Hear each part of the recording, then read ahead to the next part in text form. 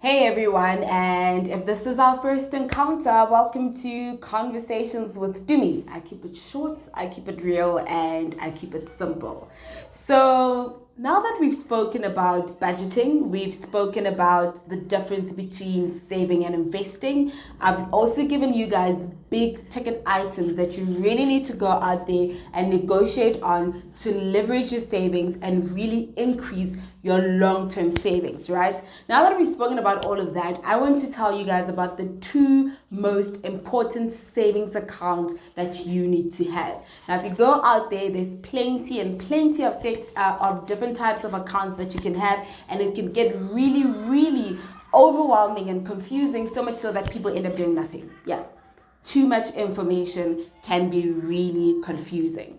So I've kind of just summarized it to the two most important savings accounts for me, and I think they apply to everyone else, right? Now, these are going to seem very, very obvious, but remember, common sense is not that common. So what is obvious to you and I may not be obvious to the next person. So let's get going with it. What are the two most important savings accounts that you believe you need to have? And you don't have to agree with me on this one. You can actually comment below and tell me what you think the most important one are. This is obviously just my opinion. It's nothing scientific, nothing proven. It's really just what Dumi thinks. After all, it is Conversations with Dumi, right? So, number one, your emergency savings account, right? Now, this is an account that a lot of people don't have. People mistaken this with their credit card. They're like, nah, if an emergency comes up, I'll just use my credit card. And yeah, maybe at first that might work for you because you don't actually have any amount accumulated or saved up, right? But your goal should be to get to a point where when an emergency comes, you can put your credit card aside and actually use liquidity that you've built up for yourself. Now, when I'm talking about emergencies, I'm not talking about that last minute invite that you got to that great event and now you feel like you have to buy a whole new outfit to go impress the who's who. That's not an emergency. The latest FIFA game doesn't quite crack it as an emergency either, right? By emergency, I'm talking about what happens if your whole family is in an accident. God forbid it happens, right? And there's a huge excess to be paid at the hospital, or medical aid simply gets exhausted and you need to top it up. Not everybody has that gap cover, right? A lot of us actually don't have that gap cover. Those are the kind of emergencies I'm talking about. I'm talking about your geyser bursting. Yes, you may have insurance, but there's always that excess that you need to pay. I'm talking about a huge engine breakout, a huge engine breakdown of your car.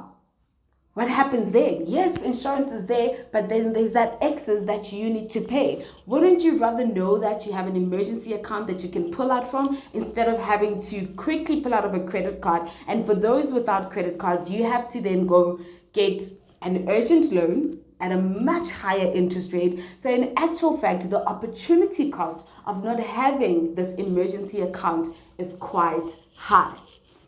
So the recommended amount for you guys to have in this emergency account is 3 times your monthly salary after deductions. And I was laughing when I was like thinking about it. I'm like, this girl, did she just say 3 times? Yes, I said 3 times. Look, it's a big number.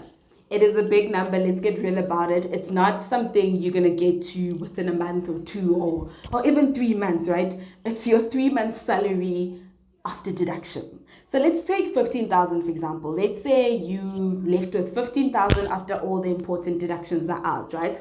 That means your emergency account needs to have 45,000 rands in it. Now you need to sit down and really think about how you're going to get to that 45,000 rands. Now set realistic contribution amounts, right? That you're going to put in every month. Do not sit there and say you're going to contribute 5,000 rands every month and within X amount, very quickly you're going to reach that 45,000 rands. Let's be very real about it. Think about how long you're willing to save towards it and what the actual amount is that you can actually afford, and then start working towards it. The important thing is for you to not dip into that emergency account unnecessarily. Okay, so get started with that emergency account, right? Number 2, your retirement savings. Now that's going to sound extremely obvious to one person that is permanently employed because it's compulsory, right? It's deducted off your salary way before it even hits your bank account. So for you, it's not even an afterthought, right? But for the freelancer, for the contractor, for the self-employed person who doesn't have an employer that matches their contribution or even makes it compulsory for them to contribute towards a pension fund, it's not that obvious. In fact, at this rate, a huge part of South Africa, I don't have the exact number and I'm not going to thumbsuck it, but there's a huge number of there's a huge percentage of the working population in South Africa that does not have enough money to retire. And now I'm talking about the permanently employed people that have been contributing every month. Now, can you imagine the freelancer who's not aware of this? They probably have nothing. The freelancer who's eating from one check to another, that freelancer is worried about tonight's meal and switching the lights on over and above what's going to happen when they're 60, right? But here's the thing. To those freelancers, to those contractors, to those self-employed, to those entrepreneurs, there's a product called a retirement annuity, and I won't get into it now. I'll do a separate video on that and explain it. But what that product does is that it tries to mimic the pension fund, and it really does give you similar benefits to what you'd get if you were an employed person with a pension fund or a provident fund. And those are the kinds of things that you really need to be looking into to plan for your future, because at the end of the day, ignorance really isn't bliss. When you're 60, 62, no one's going to care whether you are permanently employed or not. You're going to have to find a way to take care of yourself. So saving up for your retirement is really, really important. I know it always looks like the need for money today is bigger than the need for it tomorrow, but that's really, really not the case. We have a huge problem of poverty in South Africa where our elders are heavily dependent on the youth that is also struggling to keep a job because those pension funds and retirement annuities were never really planned ahead, or some of them are there but they really deplenish very, very quickly because the amount that was saved over that 30-40 year career is really not enough to sustain you for another 20-30 years or even 40 years that you may live once you have retired, right? So one last thing I want to warn against before we end this video. To those that are permanently employed, when you leave a job from one company to another, you have the option to cash out your provident fund or your pension fund. And this is where most of you mess with the magic of compound interest.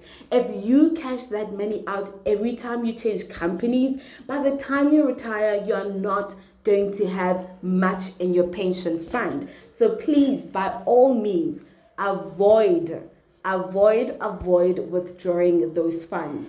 Keep it going. Move it from one fund to the next. From one fund to the next. There are very, very big tax implications with you withdrawing that money all the time. And like I said, compound interest is king. You withdraw that money, waiting later. Don't do it. So there you go. The two most important savings accounts to have: your emergency account and your retirement account. And for the freelancers and the self-employed people, don't worry, we will talk about retirement annuities and how you guys can get into that and the different types of retirement annuities there are out there. So there is an option for everyone to save for their retirement. Thanks for watching.